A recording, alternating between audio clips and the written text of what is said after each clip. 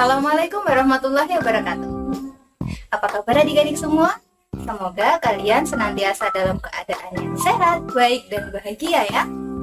Pada video kali ini, kita akan belajar mengenai salah satu jenis jaringan hewan, yakni jaringan epitel. Sebelumnya, izinkan saya memperkenalkan diri. Perkenalkan, nama saya Rahma Nurani, mahasiswi pendidikan biologi Universitas Jember. Let's check this out.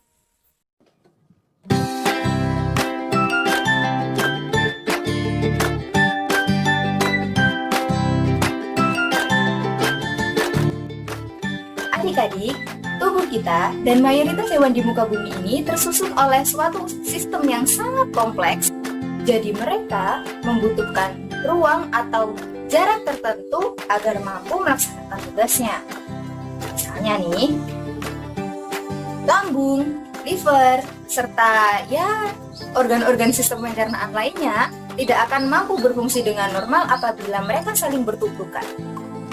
Dan disinilah di mana jaringan epitel yang dibantu oleh jaringan ikat akan menengahi permasalahan tersebut. Bagaikan seorang wasit yang lengkap dengan peluit dan juga rencana untuk meredakan permasalahan di lapangan sepak bola.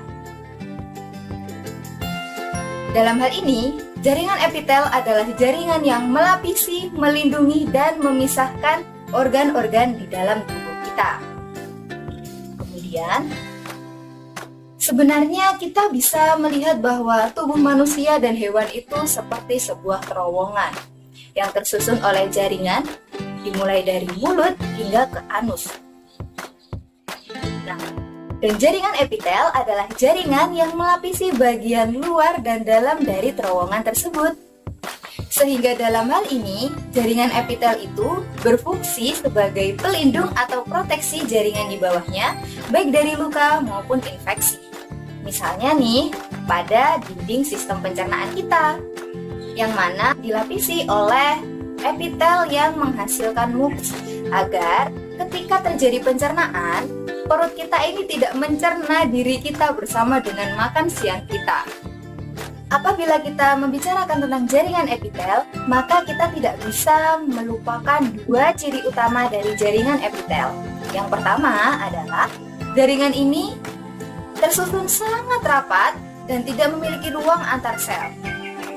Misalnya nih, seperti ubin pada ruang kelas kalian. Kemudian, ciri yang kedua, jaringan epitel ini tidak memiliki pembuluh darah. Kemudian, dari mana mereka mendapatkan nutrisinya? Nah, jadi jaringan epitel ini mendapatkan nutrisi dengan bantuan jaringan ikat yang ada di sekitar mereka. Jaringan epitel ini memiliki sel yang saling menempel pada bagian membran basal, di mana membran basal ini akan menempel pada jaringan ikat yang ada di bawahnya. Kemudian, apabila kita membicarakan tentang jaringan epitel, maka kita harus tahu bahwa jaringan epitel ini memiliki banyak variasi, dan tiap variasi tersebut memiliki fungsinya masing-masing. Nah, untuk variasi-variasi tersebut, kita bisa membagi jaringan epitel ini berdasarkan dua kategori, yakni bentuk selnya dan juga jumlah lapisannya. Terdapat tiga bentuk dasar untuk sel epitel, yakni squamous cell atau sel pipih, kemudian ada cuboidal cell atau sel kubus, kemudian ada columnar cell atau sel silindris. Nah, sel squamous atau sel pipih ini seperti namanya memiliki bentuk yang pipih seperti sudah ditekan. Bahkan nukleusnya yang ada di tengah yang biasanya berwarna lebih gelap itu bentuknya juga pipih. Nah, sementara sel kubus itu juga memiliki bentuk yang kotak seperti kubus atau bisa seperti es batu yang kotak tersebut. Nah, epitel kubus ini memiliki inti sel yang bulat dan ada di tengah dari kubus tersebut. Kemudian untuk sel silindris memiliki bentuk dengan tinggi yang lebih besar daripada lebarnya. Jadi bisa diibaratkan seperti sel kubus yang ditarik atau dimolorkan.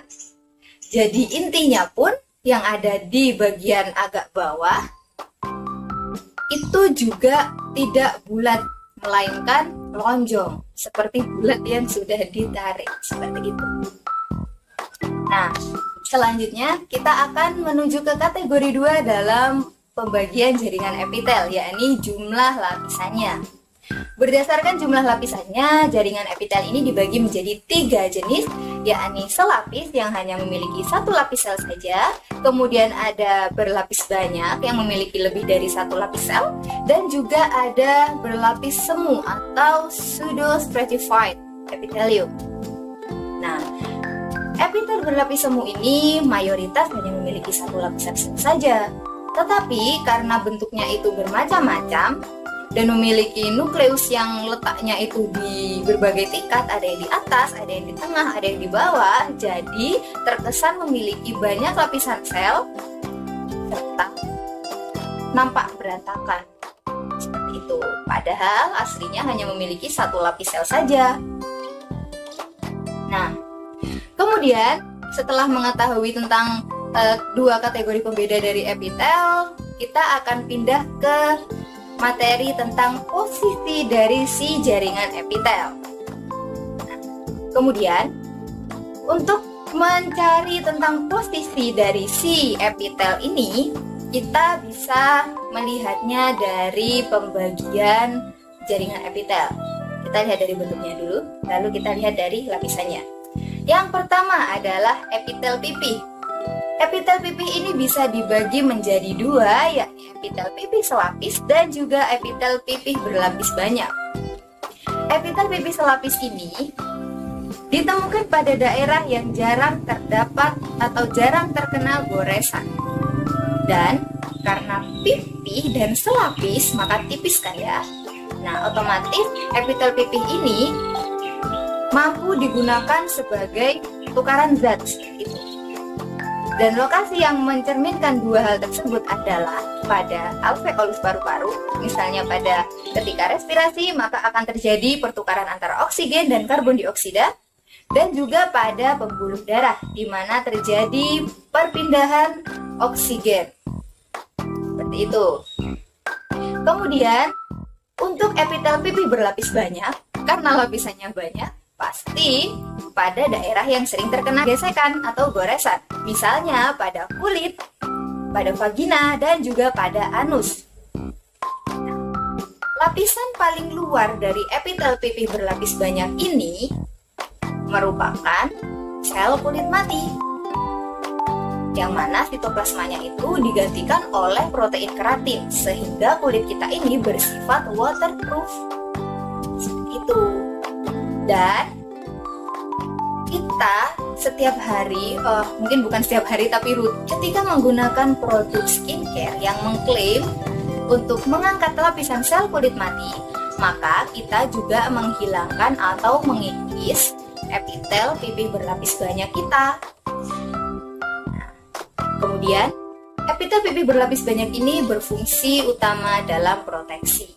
Sudah dijelaskan ya. Nah, seperti itu. Kemudian kita berpindah ke epitel selanjutnya, yakni epitel kubus. Nah, epitel kubus ini juga dibagi menjadi 2, yakni epitel kubus lapis dan juga epitel kubus berlapis banyak. Epitel kubus lapis ini bisa ditemukan pada ginjal. Kok ditemukan pada ginjal? Karena epitel kubus lapis ini berperan dalam proses absorpsi atau penyerapan. Dan pada ginjal ini terjadi penyerapan material yang akan diekskresikan dari darah dan dibuang melalui urin.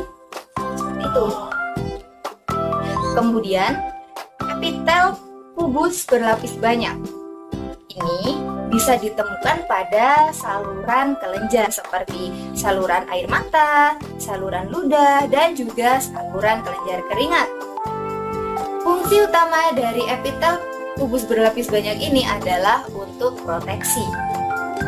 Itu. Nah, sekarang kita pindah ke epitel silindris. Epitel silindris ini sedikit beda karena dibagi menjadi 3, yakni epitel silindris selapis, epitel silindris berlapis semu, dan juga epitel silindris berlapis banyak. Untuk epitel silindris lapis ini bisa ditemukan pada sistem pencernaan Anda, misalnya pada dinding usus. Fungsi utama dari epitel silindris lapis adalah untuk absorpsi dan juga sekresi. Oh ya, epitel silindris lapis ini memiliki dua tipe, yakni epitel silindris lapis yang biasa atau tidak bersilia, dan juga epitel silindris lapis yang bersilia. Untuk epitel silindris lapis yang bersilia itu bisa ditemukan pada bagian tubuh Anda yang sering dilewati oleh partikel saluran tubal falopi, yang mana silia tersebut akan membantu pergerakan dari sel telur dari ovarium menuju ke uterus. Seperti itu. Nah, kemudian ada epitel silindris berlapis semu, di mana epitel ini dapat ditemukan pada trakea dan juga cabang bronkus. Nah, epitel ini berfungsi sebagai sekresi dan juga sebagai penyusun dari saluran tersebut. Nah, sementara epitel silindris berlapis banyak itu bisa ditemukan pada saluran terbesar kelenjar eksokrin dan berfungsi sebagai pelindung atau proteksi dan juga sebagai sel penyusun dari saluran tersebut. Nah, yang terakhir, selain dari tiga bentuk tadi, ada satu buah epitel yang istimewa. Epitel ini dinamakan dengan epitel transisional, transisi, jadi bisa berubah. Nah, epitel ini ditemukan pada organ di tubuh kita yang mampu menahan air atau cairan, yakni vesika urinaria atau kandung kemih. Terus, yang memicu perubahan bentuk sel tadi apa? Yang memicu perubahan bentuk sel tadi adalah tekanan. Dalam hal ini, tekanannya adalah jumlah cairan atau air yang ada di dalam kandung kemih tadi. Jadi bisa dibilang begini. Sel pada epitel transisional akan berubah bentuk dari kubus atau silindris menjadi pipih untuk menambah ruang pada kandung kemih tersebut. Nah, jadi bisa dibayangkan kan bahwa tekanan yang terjadi ini adalah apabila jumlah cairan pada kandung kemih ini sedikit, maka bentuk sel pada epitel transisional ini adalah kubus atau silindris. Sementara apabila jumlah cairan pada kandung kemih ini banyak dan otomatis membutuhkan ruang yang lebih besar, maka epitel transisional ini akan berubah menjadi bentuk pipi. Dari kubus atau silindris menjadi pipi. Nah, kita sudah sampai pada ujung materi tentang jaringan epitel ini. Sebelum kita akhiri, yuk kita tarik kesimpulan bersama-sama. Yang pertama, jaringan epitel adalah jaringan yang melapisi bagian luar dan dalam tubuh kita, yang berfungsi untuk proteksi dan juga membantu dalam absorpsi dan juga sekresi. Jaringan epitel ini dapat dibagi atau dikategorikan berdasarkan bentuk sel dan juga jumlah lapisannya, gitu. Nah, berdasarkan dua kategori tersebut, jaringan epitel bisa dibagi lagi menjadi 8 jenis.